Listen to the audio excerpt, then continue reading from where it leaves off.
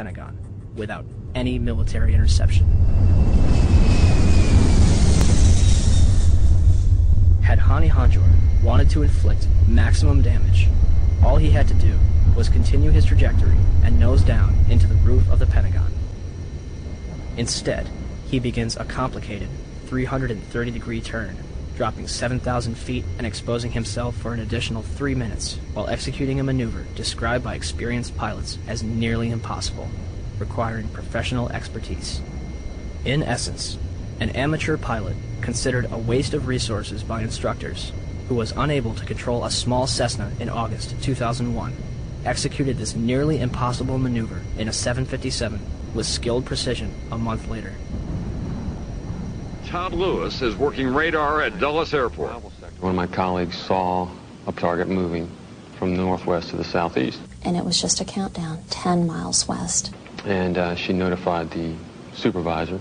9 miles west. But nobody knew that was a commercial flight at the time. Nobody knew that was American 77. What did you think? It was a military flight of some kind? I thought it was a military flight. I thought that Langley had scrambled some fighters and... It was almost a sense of relief. This must be a fighter. Maybe one of them got up there. It was really moving fast. It was moving very fast, like a military aircraft might move at a low altitude. This must be one of our guys, sent in, scrambled to patrol our capital. The 757 will descend over Columbia Pike, flying adjacent to the Sheraton Hotel, Virginia Department of Transportation, Navy Annex, and fly past the Citgo gas station before crossing Washington Boulevard. 5 light poles are knocked out of the ground. One reportedly strikes a Washington, D.C. tanker, driven by Lloyd England.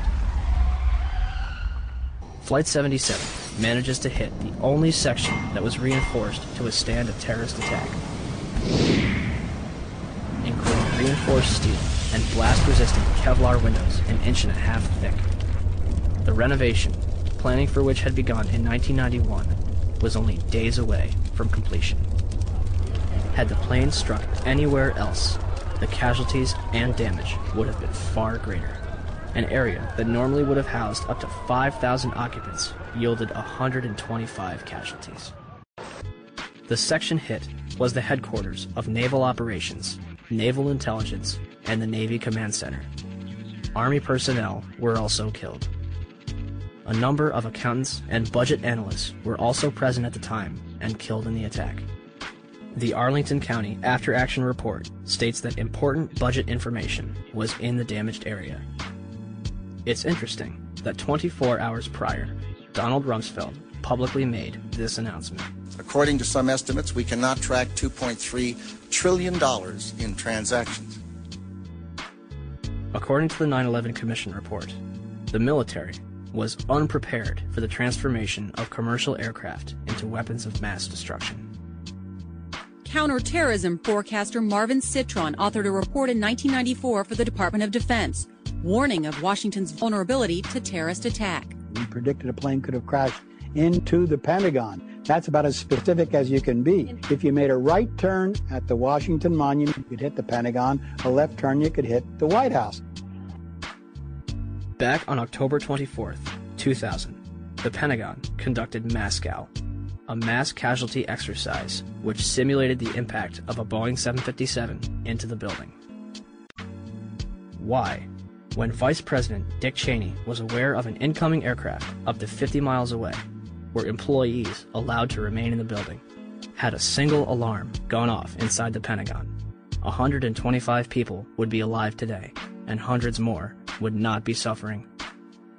And when it got down to the plane is 10 miles out, the young man also said to the vice president, "Do the orders still stand?" And the vice president turned and whipped his neck around and said, "Of course the orders still stand. Have you heard anything to the contrary?" Norman Minetta's testimony would be completely unreported by the 9/11 Commission.